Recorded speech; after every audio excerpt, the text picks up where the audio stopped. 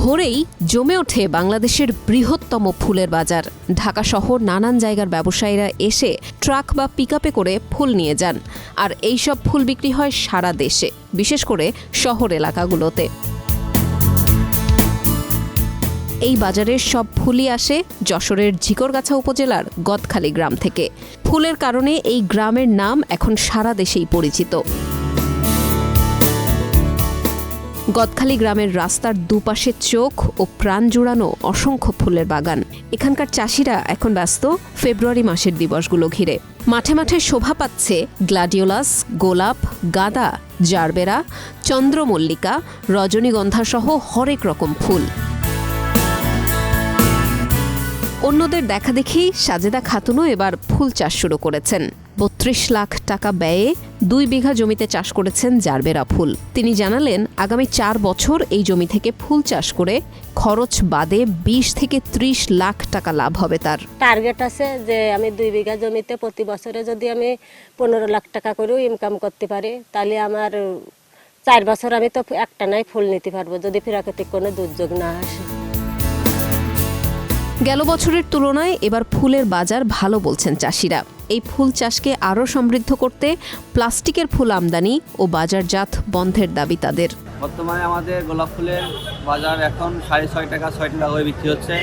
আশা করা যায় সামনে ফেব্রুয়ারি আছে আমাদের অনুষ্ঠান উপলক্ষে আমাদের গোলাপ ফুলের বাজার আরও বেশি হবে। গোলাপ ফুল না, ইভেন সব ফুলের বাজারও আশা করা যায় ভালো পাওয়া যাবে। গোলাপ ফুল ৬ টাকা কিনি, কোনো ফুল একটু নর্মাল থাকলে দেখা আছে ৫ টাকাও অনেক সময় কিনা পড়ে। আমি পাঠাই, রাজশাহী পাঠাই। ৬ টাকা ৭ টাকা পিস পাচ্ছি। গ্যালোডিওলাস, জারবারা, আপনার যত প্রকার ফুল রয়েছে সব ফুলের দাম এবছর বৃদ্ধি। কৃষকরা এবছর ফুল করে লাভবান হচ্ছে।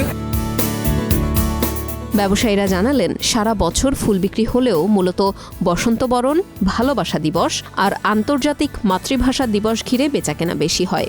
এবছর বাজারের দাম ভালো থাকায় লক্ষ্যমাত্রা অর্জন হবে বলেও জানালেন তারা। ১৪ ফেব্রুয়ারি বা ২১ ফেব্রুয়ারিতে যদি এরকম ধারাবাহিকতা থাকে, দেশে কোনো ঝামেলা না হয়, তাহলে প্রতিটা কৃষকই এর ফুলের দামটা ভালো পাবে। ২১ ফেব্রুয়ারি, ২৬ মার্চ এবং পহেলা বৈশাখে যদি আমরা আরো ভালো দাম পাই, তাহলে আমরা মনে করব যে আমাদের চাষটা সার্থক এবং আমরা আরো বেশি বেশি চাষ করতে পারবো। সারা বছরে এই ফুলের রাজ্য থেকে ৪ থেকে ৫০০ কোটি টাকার ফুল বিক্রির টার্গেট থাকে।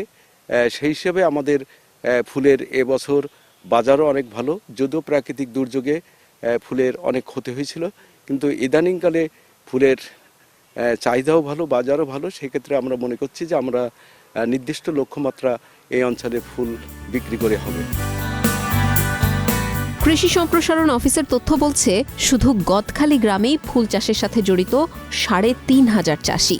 ৬৩০ হেক্টর জমিতে নানা নামের ফুল চাষ করছেন তারা।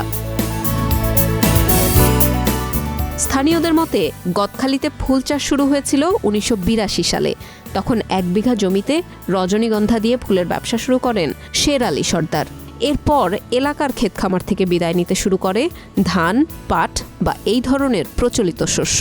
বিক্রি দেখা যাচ্ছে যে ধান পাটের তো ১.৫ লাখ টাকা বেচা যাবে, কি ২ লাখ টাকা হবে। দাম পাইলে ২ লাখের বেশি যাবে, আর দাম না পাইলে ১.৫ লাখ টাকার ভিতরে থাকবে।